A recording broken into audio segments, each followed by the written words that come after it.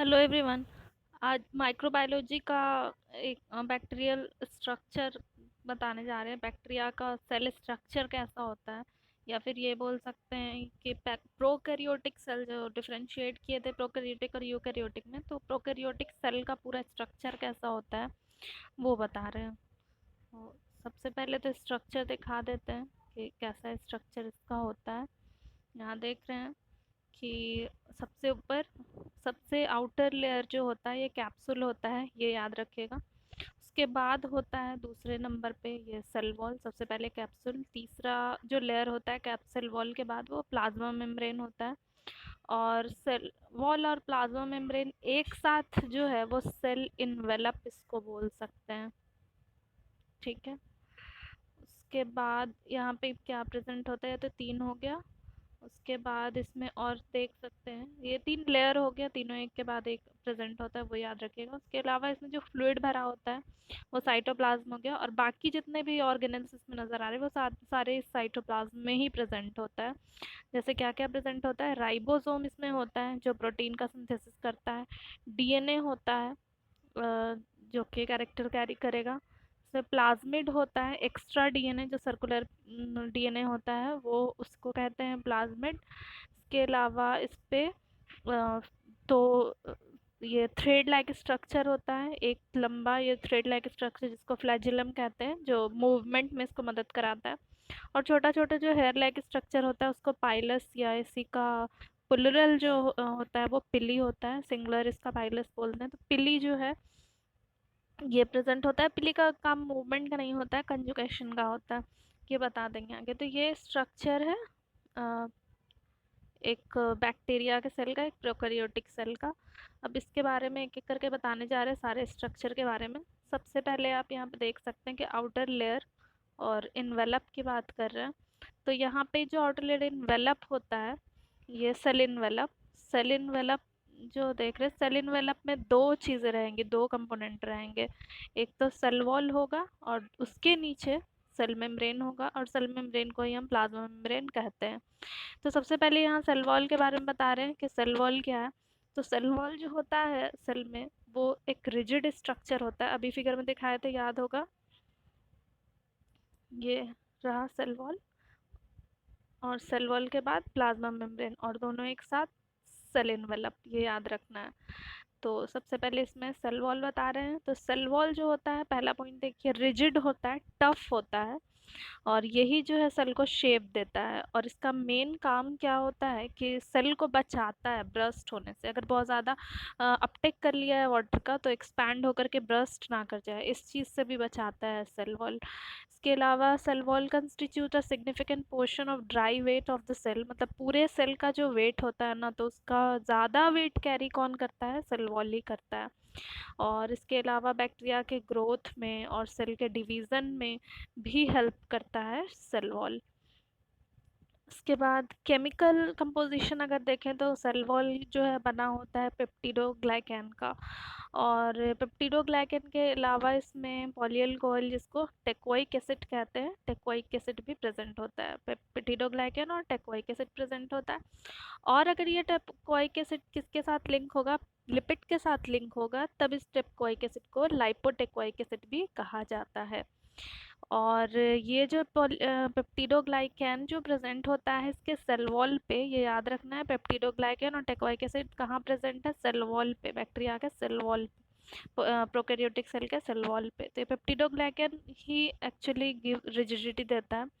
और जो toxicity present करता है ना, बैक्टीरिया टॉक्सिक होता है, वो भी पेप्टिडोग्लाइकैन की वजह से ही होता है। एंटीजेनिक जो बोलते हैं, जो एंटीजन मेन इसका बैक्टीरिया का काम करता है, पेप्टिडोग्लाइकैन का ही होगा। इसके बाद फंक्शन बता रहे हैं टेकोइक एसिड का, कि टेकोइक एसिड जो यहाँ पे प्रेजेंट है, इस टेकोइक एसिड का फंक्शन बता रहे हैं कि फंक्शन क्या होगा टेकोइक एसिड का। तो टेकोइक एसिड नेगेटिव चार्ज देगा बैक्टीरिया को, एंटीजेनिक ये भी होता है, ट्रांसपोर्ट करता है आयंस को, और एंकरिंग करता है, यानी कि किसी चीज़ को सरफेस पे को पकड़ के रखने के लिए सरफेस से अटैच होने में मदद कराता है। और एक्सटर्नल परमिएबिलिटी बैरियर, मतलब कि दूसरे सब्सटेंस को सेल के अंदर या बाहर जाने से रोकता है। ये एक्सटर्नल बैरियर का काम करता है, किसी भी चीज़ को, बाहर के सरफेस को जो नहीं जाना चाहिए उसको नहीं जाने देता है। ये सारा काम होता है टेकोइक एसिड का। इसके बाद यहाँ पे देख रहे हैं कैरेक्टरिस्टिक बताया हुआ, ग्राम पॉजिटिव ग्राम नेगेटिव आपको पिछले एक वीडियो में बता चुके हैं, तो वहाँ पे जाकर देख लीजिएगा ग्राम पॉजिटिव ग्राम नेगेटिव। इसके बेसिस पे भी ग्राम नेगेटिव ग्राम पॉजिटिव को डिफरेंशिएट किया जाता है कि थिकनेस जो है पॉजिटिव का ज़्यादा होता है, नेगेटिव का कम होता है, और वैरायटी ऑफ एमिनो एसिड इसमें ज़्यादा प्रेजेंट होता है, इसमें कम प्रेजेंट होता है, ज़्यादा प्रेजेंट होता है। लिपिड यहाँ पे एब्सेंट, यहाँ पे प्रेजेंट होता है। टेकोइक एसिड भी यहाँ प्रेजेंट और इसमें एब्सेंट होता है। ये थोड़ा सा देख सकते हैं, बुक में आपके था इसलिए यहाँ पे लगा दिए। अब आ जाते हैं आउटर मेम्ब्रेन में। आउटर मेम्ब्रेन जो प्रेजेंट होता है ग्राम नेगेटिव बैक्टीरिया में, वो क्या होता है, किस चीज़ का बना होता है, वो लाइपोपॉलीसेकेराइड का बना होता है और फॉस्फोलिपिड का बना होता है।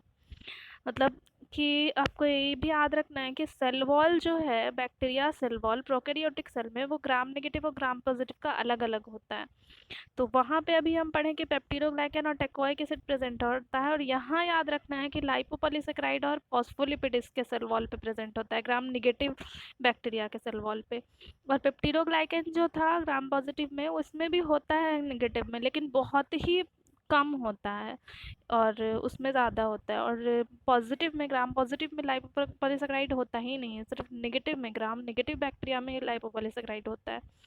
लाइपोपॉलीसेकेराइड के बारे में देख लेते हैं कि सेल वॉल पे प्रेजेंट है। सेल वॉल इसका एक्चुअली बना होता है लाइपोपॉलीसेकेराइड का ग्राम नेगेटिव बैक्टीरिया में।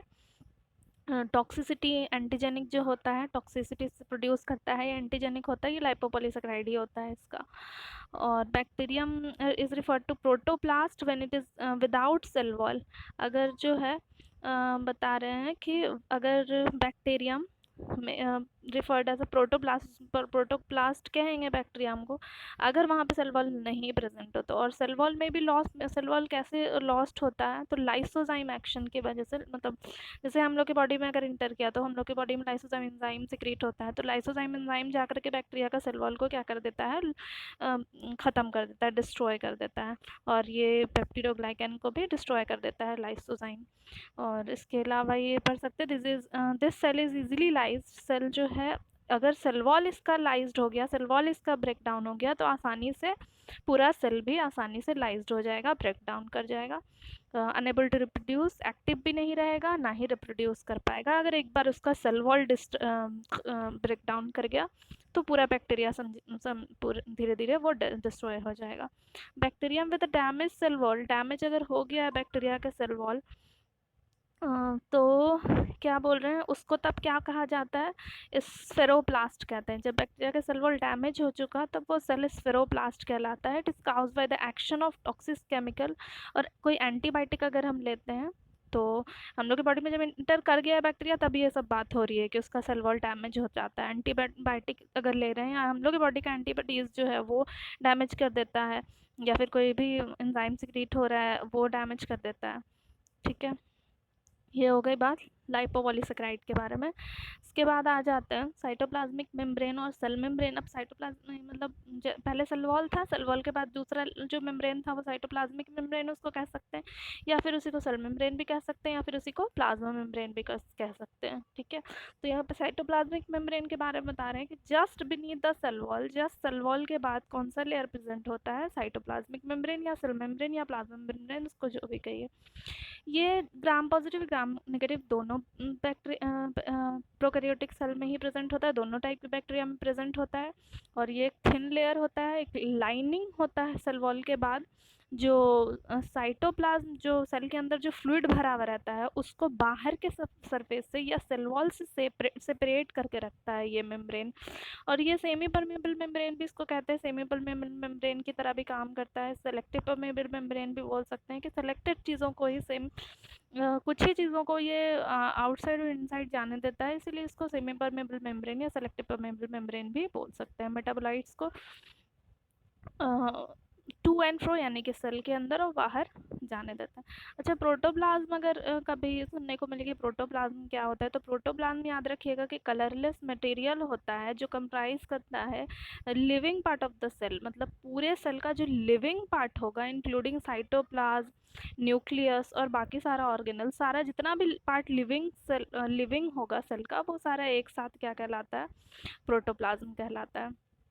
जैसे प्लाज्म तो जब भी सुनिएगा फ्लूइड, उसका मतलब याद रखना है कि फ्लूइड जैसे स्ट्रक्चर को प्लाज्म कहते हैं। तो पूरे सेल का जो फ्लूइड होता है, लिविंग पार्ट जितना होता है, वो सारा प्रोटोप्लाज्म कह सकते हैं। यहाँ पे इसके बाद आ जाते हैं साइटोप्लाज्म पे। तो साइटोप्लाज्म, यहाँ पे साइटो का मतलब होता है सेल, प्लाज्म का मतलब होता है फ्लूइड। तो सेल के अंदर जो फ्लूइड भरा हुआ रहता है, जेली लाइक फ्लूइड होता है, पूरी तरह से लिक्विड नहीं होता है, जेली जैसा होता है, जो फ्लूइड भरा होता है, इसी को क्या कहा जाता है, साइटोप्लाज्म। साइटोसेल प्लाज्म फ्लूइड याद रखना है। ये इस तरह का होता है ना, मान लीजिए कि एक प्याला है सेल और उसमें पानी, वो जेली भरा हुआ है, और उस जेली पे इस तरह से बाकी सारे ऑर्गेनल्स को अरेंज कर दिया गया है, इस तरह से होता है ये जेली लाइक फ्लूइड, और इसी में बाकी सारे ऑर्गेनल्स होते हैं। इसके अलावा इसमें बताया है कि जेली लाइक फ्लूइड हो गया सिस्टम कंटेनिंग वैरायटी ऑफ क्या क्या इसमें होता है, तो ऑर्गेनिक इनऑर्गेनिक सोल्यूट्स होता है, 80% वाटर होता है, इसके अलावा सॉल्ट, प्रोटीन्स, ये सारी चीज़ें होती हैं, और बाकी सारे ऑर्गेनल्स भी इसी में अरेंज्ड होते हैं। They are rich in ribosome, ribosome इसमें बहुत सारा होता है, डीएनए प्रेजेंट इसी पे होता है, ठीक है, फ्लूइड यही होता है। प्लाज्मिड भी इसमें प्रेजेंट होता है। प्लाज्मिड है क्या, तो एक्स्ट्रा सर्कुलर डीएनए, मतलब डीएनए तो प्रेजेंट है ही सेल में, इसके अलावा एक्स्ट्रा डीएनए रहता है, सर्कुलर डीएनए, इस तरह से सर्कुलर डीएनए रहता है, जिसको क्या कहा जाता है, प्लाज्मिड कहा जाता है। इसके बाद आ जाते हैं नेक्स्ट ऑर्गेनल पे, ये है राइबोसोम, जो कि साइटोप्लाज्म में रहता है, सेल के अंदर साइटोप्लाज्म में रहता है। और राइबोसोम का काम क्या होता है, ये प्रोटीन बनाने का काम करता है, प्रोटीन सिंथेसिस करता है, इसीलिए राइबोसोम को प्रोटीन फैक्ट्री भी बोला जाता है, सेल का प्रोटीन फैक्ट्री। ये जो है यूकैरियोट प्रोकैरियोट दोनों में होता है, लेकिन slightly smaller than the ribosome of eukaryotic cell, मतलब यूकैरियोटिक सेल के राइबोसोम से थोड़ा स्मॉल होता है प्रोकैरियोटिक का राइबोसोम। इसके बाद आ जाते हैं मेसोसोम, बता देते हैं कि मेसोसोम क्या होता है। तो मेसोसोम जो है वो वस्कुलर स्ट्रक्चर कन्वोलेटेड टिब्यूल है, जो इन्वेजिनेशन ऑफ मेम्ब्रेन, मान लीजिए कि ये सेल है, सेल के प्लाज्मा मेम्ब्रेन इस तरह से इन्वेजिनेट कर जाता है, इस तरह से होकर के मेसोसोम बना देता है। और मेसोसोम का काम क्या होता है, तो प्रिंसिपल साइट होता है रेस्पिरेटरी एंजाइम्स का, मतलब एंजाइम्स, जो रेस्पिरेटरी एंजाइम्स का जो फॉर्मेशन होता है वो मेसोसोम में ही होता है। इसके अलावा ये सेल के रिप्रोडक्शन में भी मदद करता है। इसके बाद आ जाते हैं साइटोप्लाज्मिक इंक्लूजन है, और न्यूक्लियस है, कैप्सूल पढ़ना है, स्लाइम लेयर है, फ्लैजिला और फिम्ब्री भी पढ़ना है। तो कुछ और ऑर्गेनल्स बच गए हैं जो कि हम नेक्स्ट वीडियो यानी कल बताएंगे। आज के लिए मेसोसोम तक याद रखिएगा।